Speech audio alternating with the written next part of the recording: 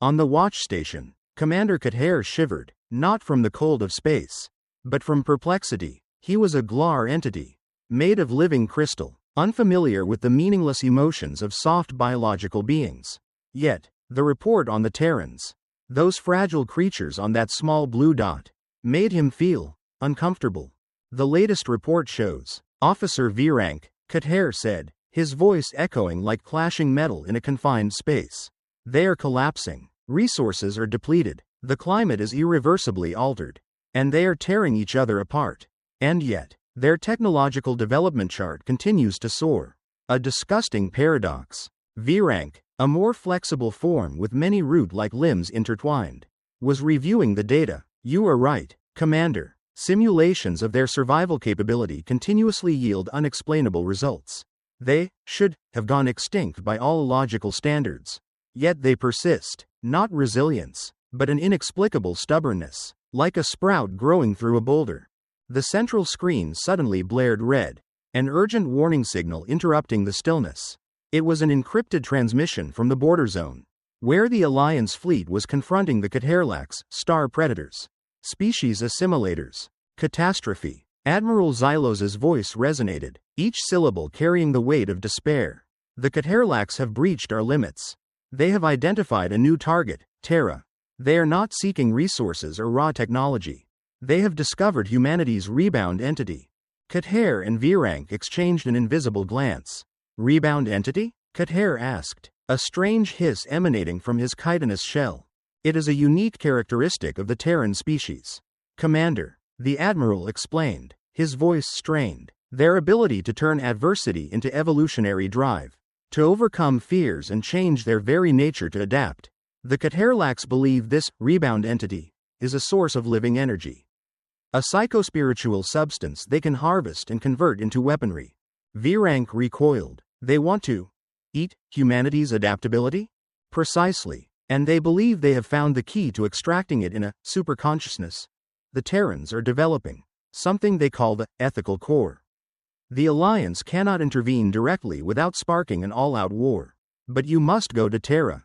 At all costs. Prevent the Katerlax from reaching it.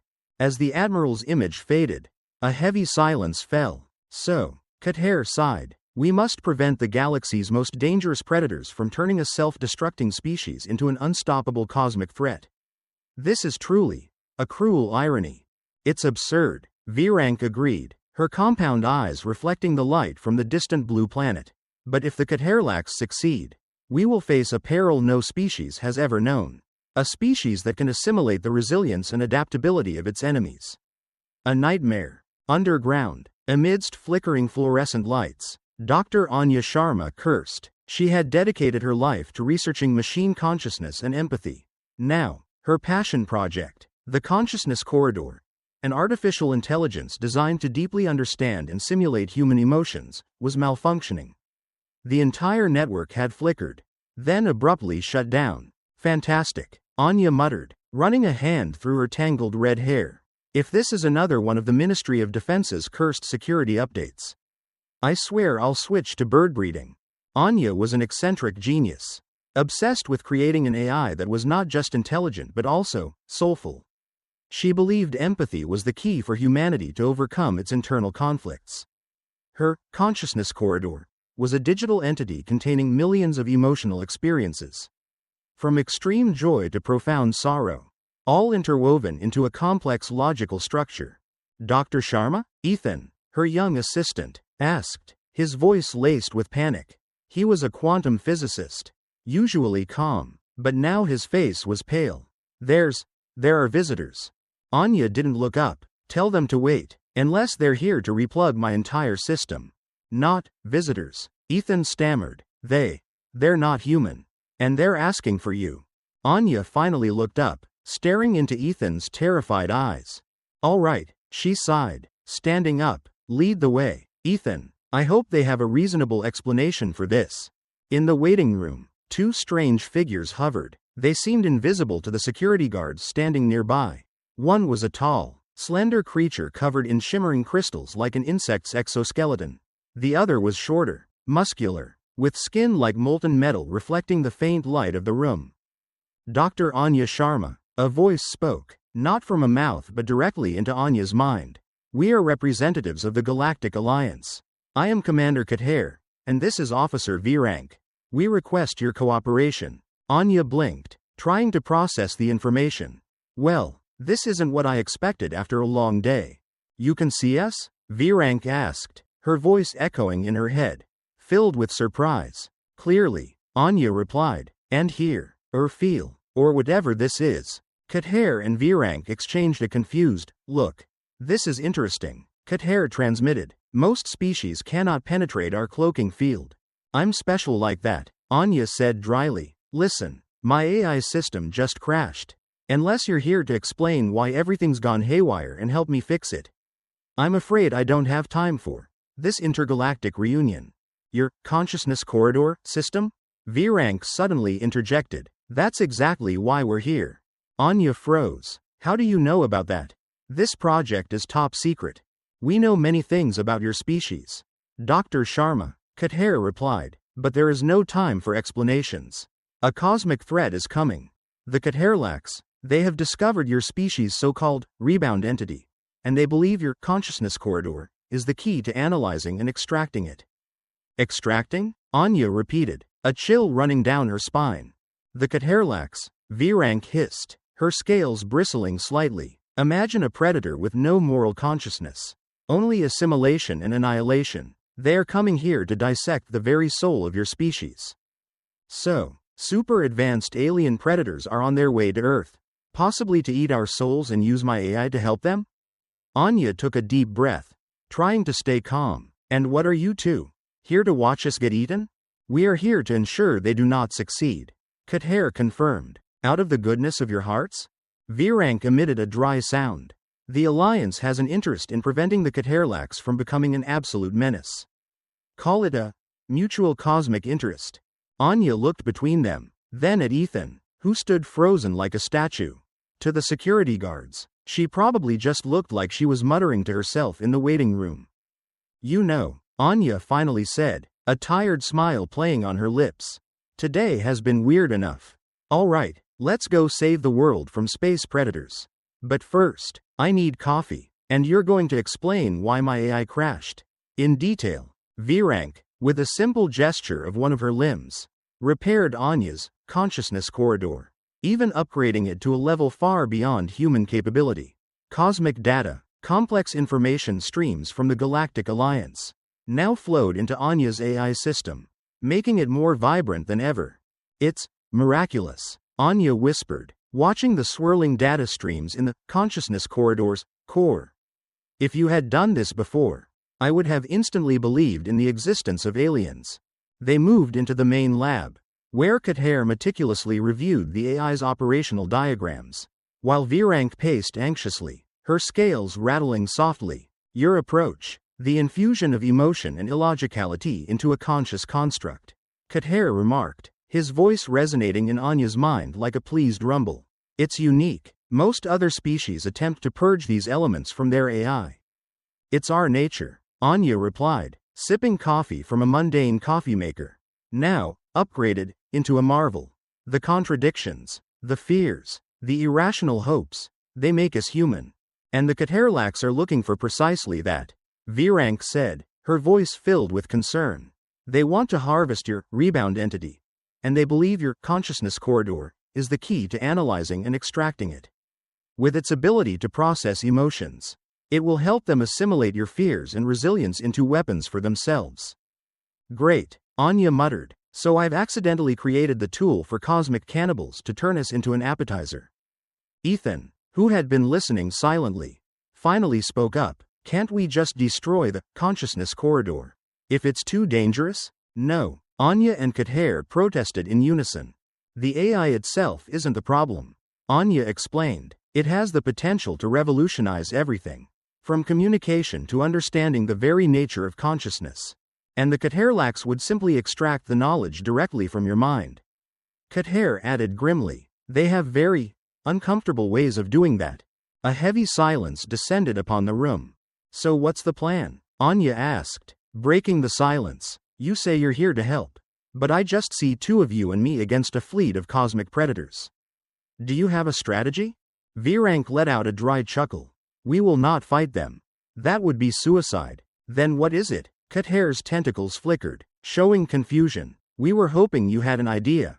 Humans have a reputation for being unexpectedly clever. Anya looked at them, a skeptical expression on her face. Let me get this straight. You came all this way to warn us about an existential threat. But you don't actually have a concrete plan to deal with it other than relying on my unexpected cleverness. Alliance protocols are very clear. Virank said defensively. We can only inform, advise, and provide limited technological assistance. Direct intervention in species conflicts is strictly forbidden. How convenient for you, Anya said dryly. Actually, Ethan interjected, a spark igniting in his eyes. I might have an idea. All eyes turned to him, and he recoiled slightly under the attention. It's about the consciousness corridor. What if we could make it too human for the Catherlax to digest? A kind of unbeatable psychic virus.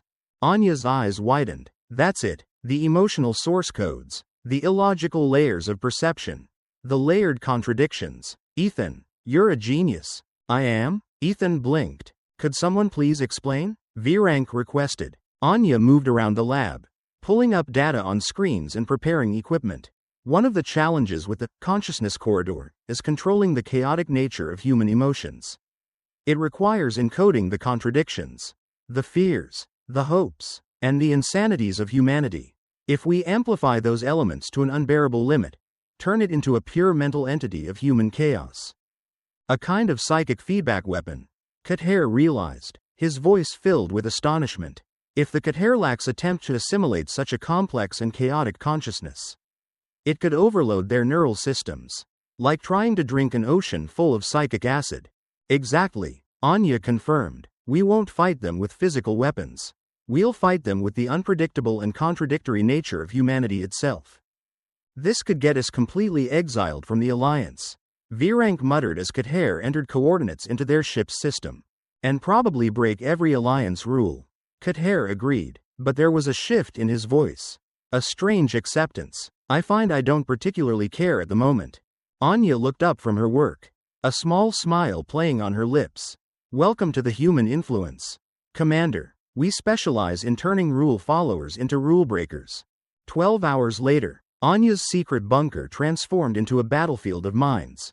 Scientists, engineers, and even military personnel rushed to follow Anya's urgent directives.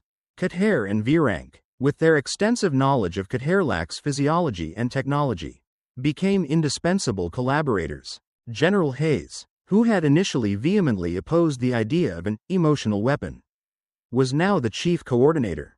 When Cather projected the minds of captured Catherlax onto the large screen, showing them, devouring, the spirits of other species, Hayes's doubts vanished. Catherlax vessels have entered Earth's atmosphere, Cather announced, monitoring a sophisticated device. They are maintaining a low orbit. Their rebound entity scanners have been activated. They'll find us soon, Anya muttered, making the final adjustments to the psychic chaos generator, an upgrade of the consciousness corridor, designed to emit a massive wave of chaotic consciousness. How much longer until the device is ready? Hayes asked, his voice strained. Less than 10 minutes, Anya replied without looking up. But we have another problem.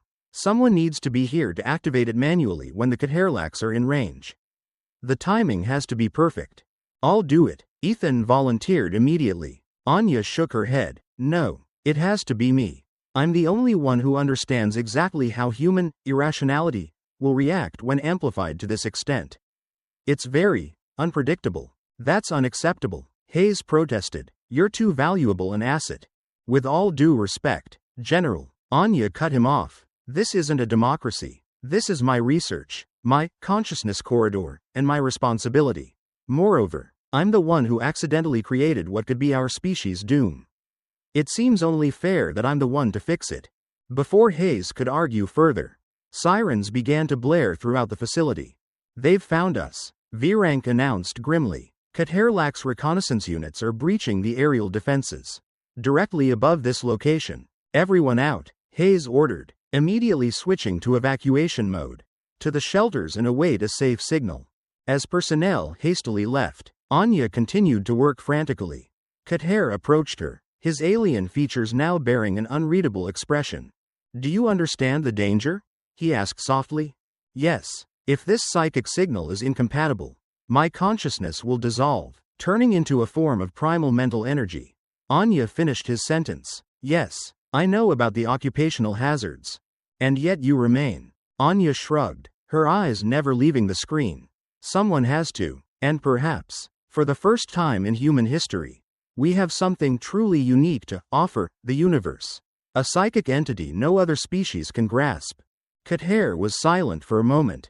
The Alliance has misunderstood your species.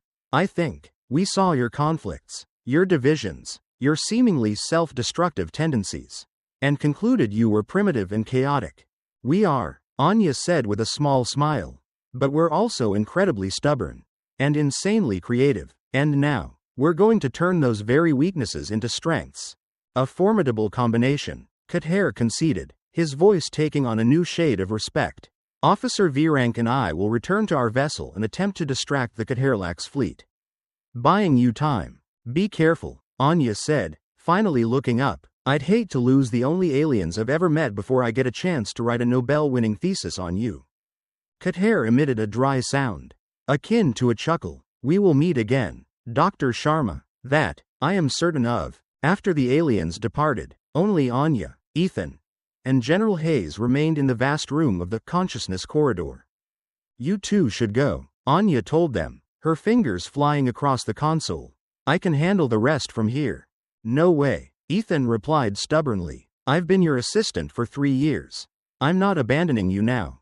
Hayes checked his pistol, a useless item against this threat, but it seemed to give him some reassurance. The federal government doesn't abandon its scientists to alien invaders. It's bad for the optics. Despite the situation, Anya laughed. All right, Ethan, monitor the psychic signal intensity. General, keep an eye on those scanners. I need to know the moment the Katerlax directly penetrate our central defenses. They worked in tense silence. The only sounds the whir of equipment and the distant wail of evacuation sirens. Dr. Sharma, Hayes suddenly exclaimed, his voice strained. We have company. Anya looked up at the main screen.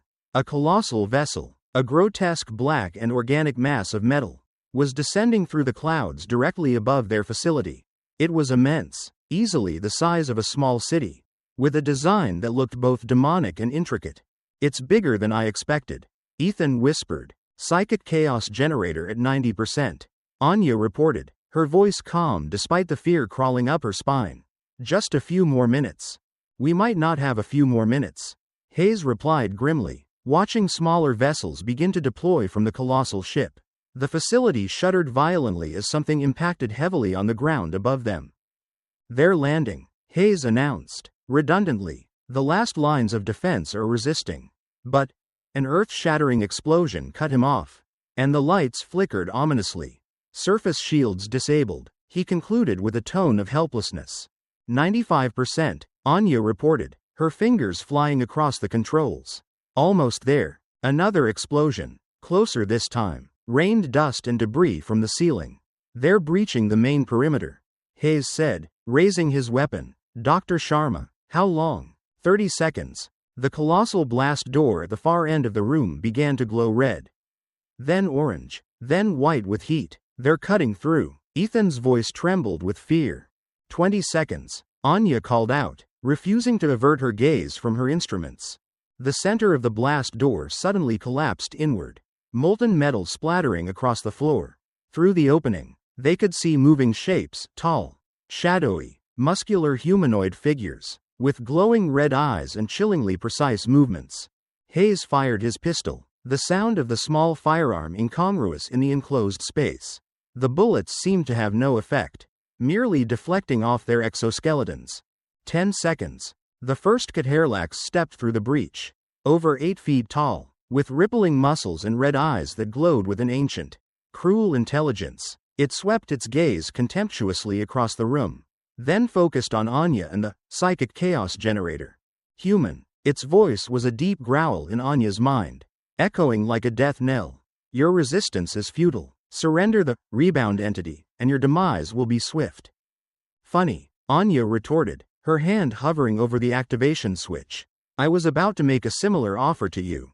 The Caterlax's eyes narrowed. You cannot comprehend the power you attempt to wield. Your species has barely emerged from its stone age. It's true we're quite primitive. Anya agreed. But we have one valuable quality that you don't. A quality we've honed through millennia of war and despair. And what is that? The Caterlax asked. Taking another step. Anya grinned. A smile that was both radiant and slightly insane. We are genuinely, truly insane. And insanity, in a universe that values logic too much, is a deadly weapon. She slammed the switch. The psychic chaos generator shrieked, energy surging through its processors.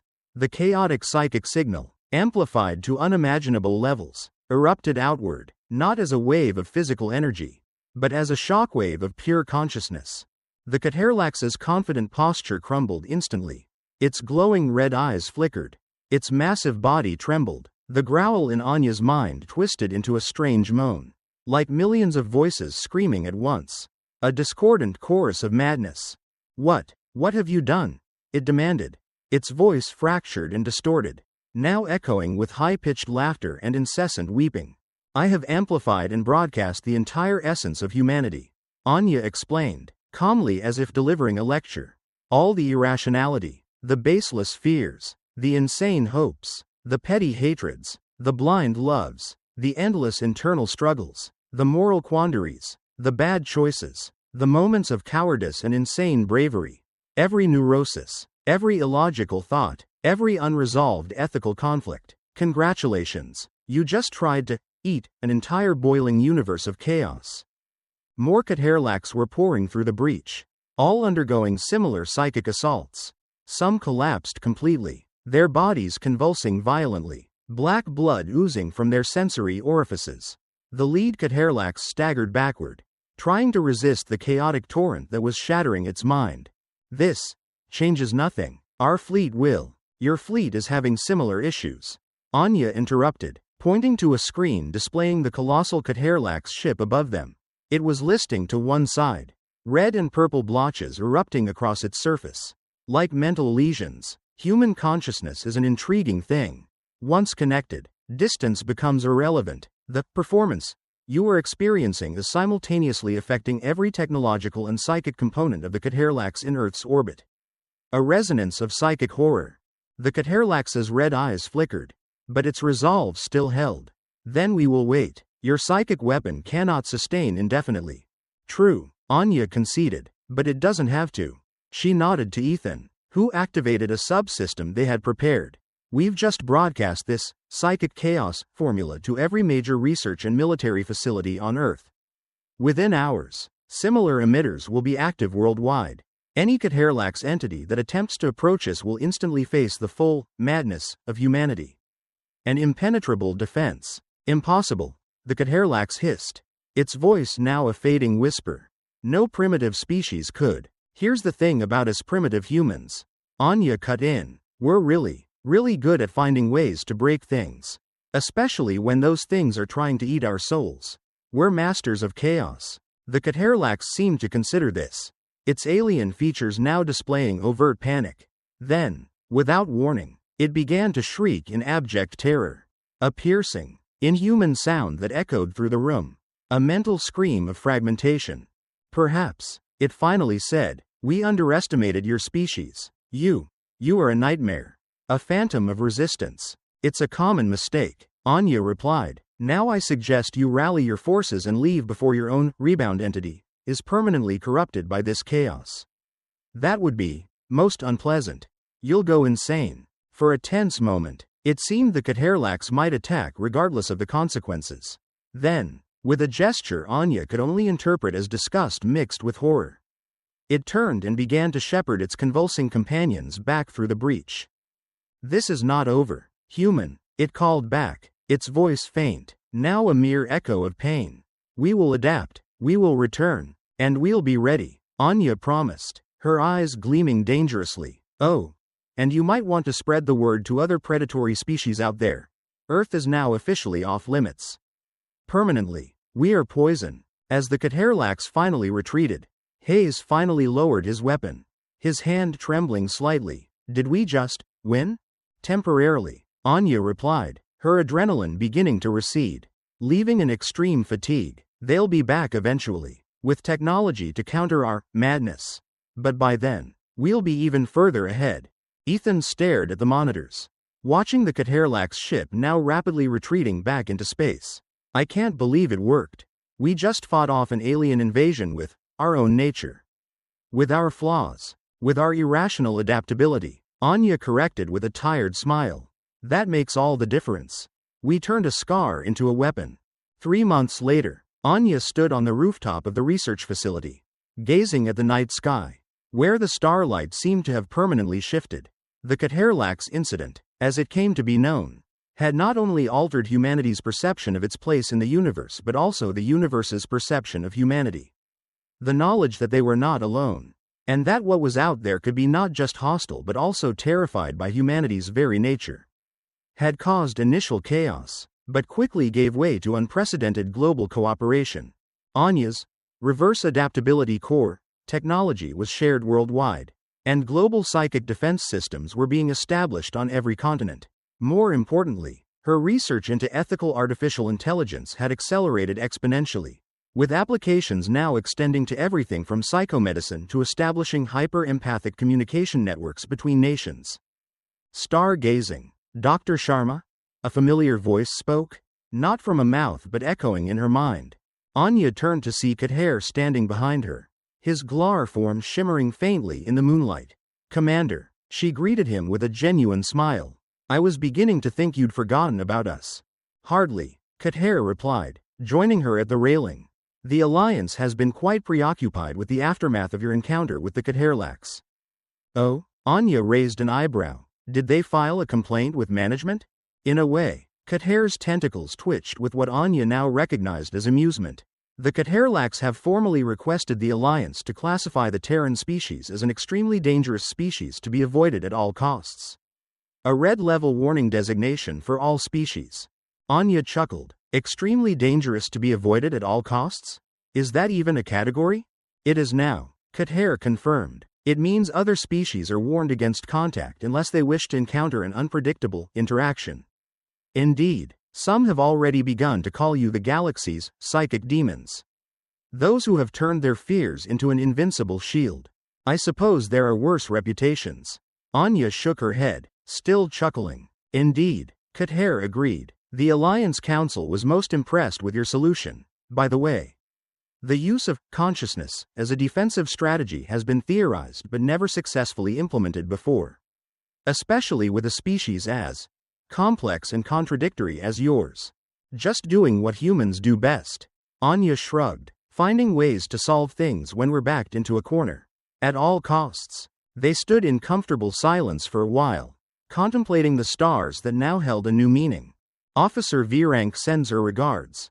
Kater finally said. She has been tasked with overseeing the establishment of a special liaison outpost near your solar system. So we're getting alien babysitters now? More like forced diplomatic observers. Kater corrected. Your species has attracted considerable attention. The Alliance believes it prudent to establish official communication channels. To understand, and to warn other species. To learn how to cope with these new demons. Anya turned to face him fully. Are you saying what I think you're saying? The Alliance Council has voted to extend an invitation for Earth to become a special peer observer of the Galactic Alliance. Kater confirmed. It is unprecedented for a species that has not yet developed FTL travel on its own. But exceptions can be made for particularly haunting cases. You are an entity we have never seen. And our psychic chaos generator qualifies as a haunting case? That, and the fact that you repelled a Caterlax invasion force with technology assembled in less than 24 hours. Kater replied. It created quite an indelible impression. A lesson no one can forget. Anya smiled again, this time with a touch of pride and a hint of underlying madness. Wait until they see what we can do with proper preparation time. We won't just be defensive anymore. That, Kater said, his psychic voice holding a note of both amusement and deep caution. Is precisely what fills the Council with both excitement and horror. A dangerous combination of potential and insanity. And so it should be. Anya replied with a brilliant smile. We're just getting started. And now, we are the problem the galaxy has to face. Not a threat, but a formidable power. In a secure underground conference room, General Hayes was concluding a video call with his international counterparts. The first global psychic defense program had been approved, with Anya's technology at its core. Ladies and gentlemen, he said to the assembled officials, his voice full of authority, I believe we have taken the first steps to securing humanity's safety in a universe that has proven far more crowded and dangerous than we ever imagined. But remember, this is just the beginning. One of the officials, a woman with a steely gaze representing the European Union, spoke up. The question remains. Do we approach this new reality from a defensive posture? Or do we become more proactive? Hayes considered her question carefully. For now, we focus on defense and knowledge acquisition. We learn everything we can from our newfound allies in the Galactic Alliance. We consolidate our position. And then what? A representative from Japan urged, his eyes gleaming. Hayes allowed himself a small smile. A smile he never thought he'd be capable of before. Then, we show the galaxy that humanity has stopped begging for help. From now on, we will help ourselves. And we will show them what true fear is. An organized madness. As the meeting concluded, Hayes looked out the window at the night sky, where the first of many psychic defense platforms was being constructed, visible as a strange, shimmering pinpoint of light in the heavens. Like an eye-opening, the universe had thrown a challenge, and humanity had not just met it but had used it to forge something new. Something powerful, something uniquely and terrifyingly human. The day humanity stopped begging for help and started being feared had come and gone. What followed would be the days, years, and centuries that humanity proved exactly why that fear was entirely justified. And somewhere in the vastness of space, the Caterlacs were learning that painful lesson about a species that turned weakness into strength, and chaos into a formidable weapon.